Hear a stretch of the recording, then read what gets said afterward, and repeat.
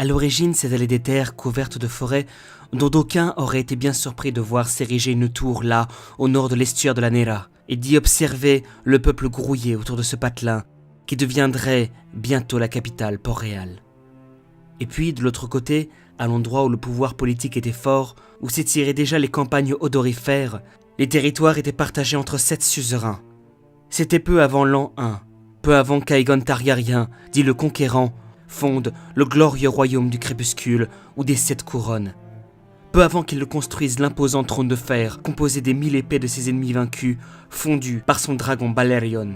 C'était avant qu'Aegon ne devienne roi des Andals, des Rhoynar et des premiers hommes. Un peu moins de 300 ans plus tard, après que le peuple eut vu les fessiers de pas moins de 15 autres rois de la dynastie Targaryen fouler le trône dangereusement tranchant, un coup d'état porta l'un des suzerains des 7 couronnes à la tête du royaume, le Baratheon Robert, dit l'usurpateur, qui se coiffa de la couronne 15 ans durant jusqu'à sa mort. Et ce, au profit des Lannister, à l'emblème du lion, ceux qui, dit-on, payeront toujours leurs dettes. Ou pas, finalement. Et depuis, c'est la guerre entre le nord et le sud, entre le sud et le nord, entre le nord et le nord, entre le sud et les cités au-delà de la mer d'Othrak. C'est la guerre partout, avec comme objectif commun ce trône d'épée qu'on dit potentiellement mortel. Cet univers est adulé par plus de 15 millions de fans. 16,5 millions de personnes ont regardé le final de la saison 7 en 2017.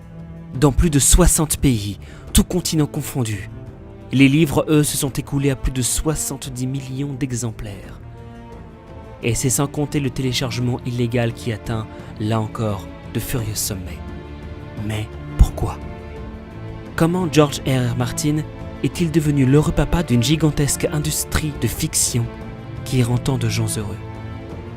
Il a dessiné un décor romanesque qui s'inspire librement de notre imaginaire fécond, stimulé par la cartographie historique. Lui-même a admis avoir puisé dans Le Seigneur des Anneaux, tout en cherchant à construire un monde plus réaliste, avec moins de créatures fantastiques certes, mais surtout ancré dans un univers médiéval probable, comparable à l'Angleterre de la fin du Moyen-Âge, souffrant les affres de la guerre de 100 ans. Et ce n'est pas le seul élément qui épuise dans l'histoire occidentale. Les Dothraki ne sont pas sans rappeler les armées mongoles.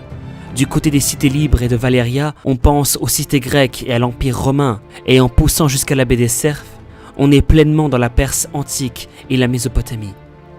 Et puis, il y a le banquet des noces pourpres, qui est directement inspiré de l'histoire sanglante de la Grande-Bretagne.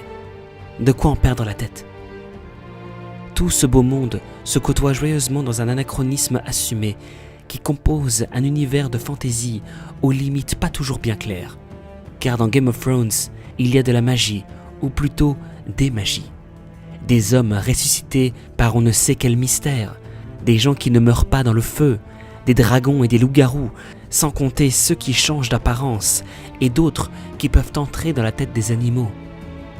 Et pire que tout, des hordes de morts-vivants, congelés jusqu'à l'os, qui seraient tout simplement risibles s'ils n'étaient pas avant tout terrifiants. À l'image de ces peuples suggérés et à l'histoire romancée, George R.R. Martin a plongé les mains en plein dans les mythes et là encore a bien tout mélangé pour composer une toile de fond qui vient sans cesse perturber le cours normal des événements.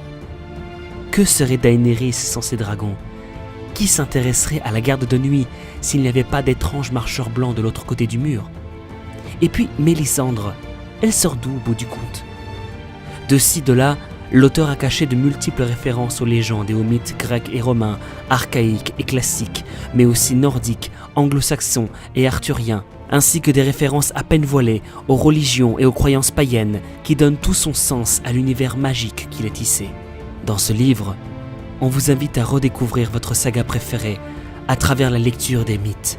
Un pas de plus pour comprendre l'univers mystique et attractif composé au fil des 5 livres et des 8 saisons, et mieux saisir la trame de fond qui se joue derrière ces 3 mots devenus glorieux. Game of Thrones.